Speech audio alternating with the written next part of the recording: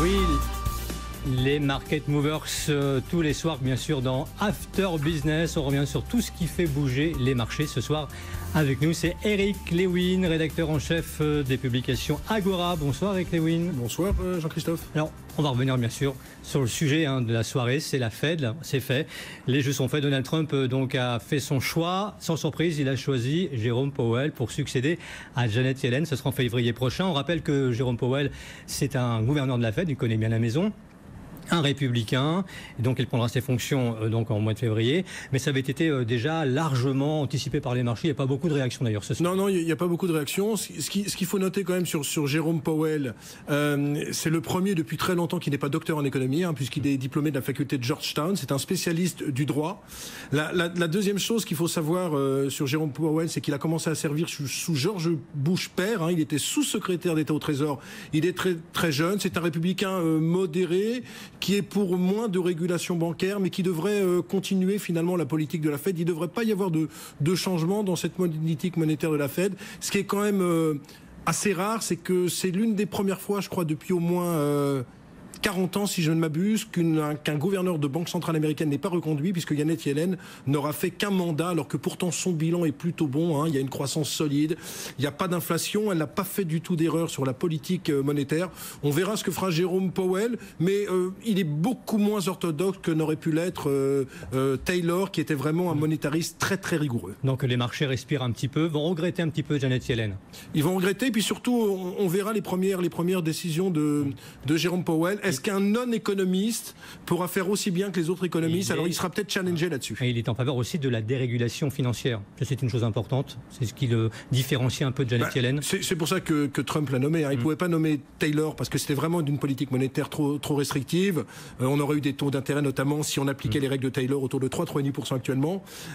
Donc il a choisi, finalement, c'est le moindre mal, ce Jérôme Powell, qu'on ne connaît pas beaucoup et qui a eu aussi une expérience de banquier privé parce qu'il a travaillé pendant 8 ans à la banque Carlyle. Et on dit que sa fortune personnelle, il est très riche, serait entre 50 et 90 millions de dollars. Donc, selon vous, ça ne devrait pas jouer sur la réduction du bilan de la Fed donc, non, il ne changera pas de politique monétaire. Il faut dire que Janet Yellen avait très bien cadré les choses. Elle a très bien cadré les choses. Il a tout intérêt à prendre sa suite sans pour l'instant imprimer sa marque. Il faut vraiment qu'il suive les traces de Janet Yellen. Eric Lewin, puisqu'on est dans les banques centrales, il y a aussi cet événement aujourd'hui, la Banque d'Angleterre qui a relevé son taux pour la première fois depuis 10 ans. Alors, il faut dire que l'inflation a sérieusement accéléré en Grande-Bretagne, puisqu'elle vient de repasser, je crois, au-dessus de 3%.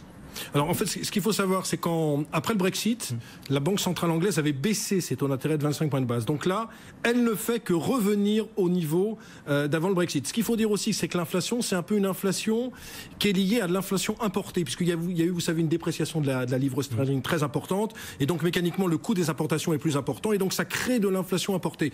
Donc, selon moi, il ne va pas y avoir une grande politique monétaire restrictive en Grande-Bretagne, ça va se faire de façon graduelle, et c'est ce qui a plu d'ailleurs au marché, puisque je crois que la bourse de Londres gagne 0,80%. Et quand on regarde le 10 ans anglais, qui est un baromètre très intéressant, je crois qu'il était autour de 1,36 avant la décision de la Banque centrale anglaise. Il est ce soir à 1,28%.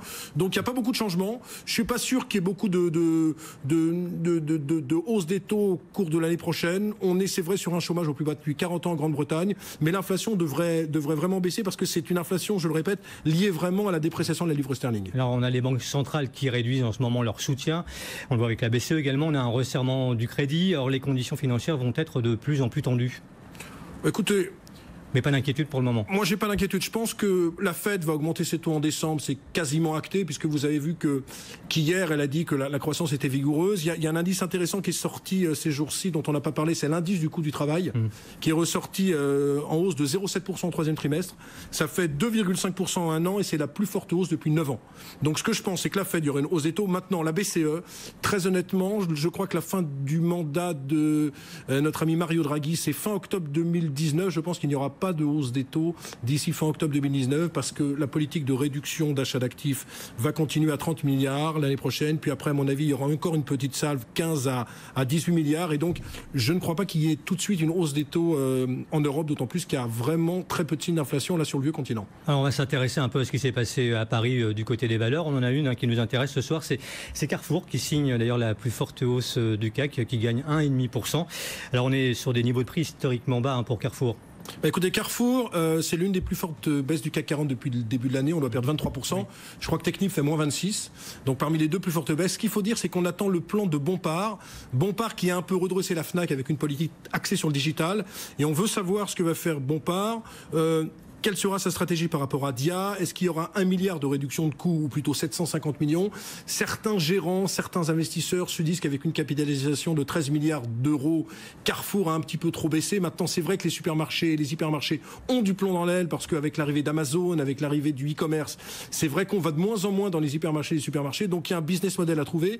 C'est vrai qu'il avait réussi, Alexandre Bompard, sur Fnac Darty. Est-ce qu'il réussira la même chose sur Carrefour dans le digital alors que Carrefour est assez en retard? C'est un peu le challenge.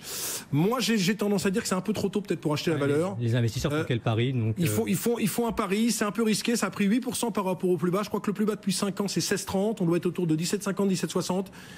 Le pari est un petit peu risqué. Maintenant, si le plan est avalisé, il y a tellement de gens qui sont vendeurs à découvert sur ce titre, on peut aller très rapidement revoir les 20 euros. Mais c'est pas ma valeur préférée pour le moment parce que la distribution, indépendamment d'Alexandre Bompard, c'est quand même extrêmement concurrentiel et puis l'apparition du e-commerce chamboule vraiment tout. Alors donc Carrefour aujourd'hui, plus forte hausse du CAC. En revanche, eh bien, il y a une valeur qui a un peu souffert aujourd'hui, eh bien, c'est Sanofi avec un troisième trimestre décevant. Décevant, surtout sur le diabète. Alors vous savez qu'ils ont perdu le brevet du Lantus, qui était un blockbuster aux États-Unis, qui est de médicaments contre le diabète. Ils ont du mal à ce que les vaccins et les maladies rares compense le recul dans le diabète. L'action est un petit peu sous pression, elle gagne que 2% depuis le début de l'année. Alors, il y a deux stratégies pour Sanofi, essayer de compenser la baisse du diabète par les vaccins et donc par les médicaments contre les maladies rares, ou alors il faudrait tenter une politique de croissance externe. Pour mémoire, ils ont 57 milliards de capitaux propres, 7 milliards de dettes, ils ont eu 2 échecs, il y avait Actelion qui n'avait pas réussi, c'est Johnson & Johnson, et Medivation qui avait été racheté par Pfizer. Il faut très vite qu'ils fassent une grosse opération structurante, parce que sinon j'ai l'impression que les investisseurs ont tendance à se lasser sur Sanofi. Alors ça baisse pas énormément, hein, mais ça fait plus 2 depuis le début de l'année. Il n'y a pas tellement d'engouement sur la valeur. C'est pas très cher, ça vaut 13 fois les bénéfices. Mais on manque vraiment, Jean-Christophe, de catalyseur sur ce dossier. Voilà, donc alors cette valeur Sanofi qui donc a souffert. Et puis un mot rapidement de Vallourec qui s'est réveillé aujourd'hui à la Bourse de Paris. Écoutez, il y a beaucoup de parapétrolières en ce moment qui se réveillent parce qu'on a un baril autour de $60. Donc les conditions d'extraction sont un petit peu meilleures et on se dit pourquoi ne pas jouer le secteur. Attention, parce que sur le marché du pétrole, entre le pétrole de schiste et entre surtout un marché qui est structurellement difficile à évaluer parce qu'il y a la géopolitique qui l'emporte. Il faut faire très attention. Il faut mieux jouer des pétrolières comme Total qui n'est pas encore très cher que des parapétrolières où c'est vraiment la spéculation qui l'emporte. Merci Eric Lewin. Voilà les Market Movers tous les soirs dans After Business, le replay des marchés. After Business, jusqu'à minuit sur BFM Business.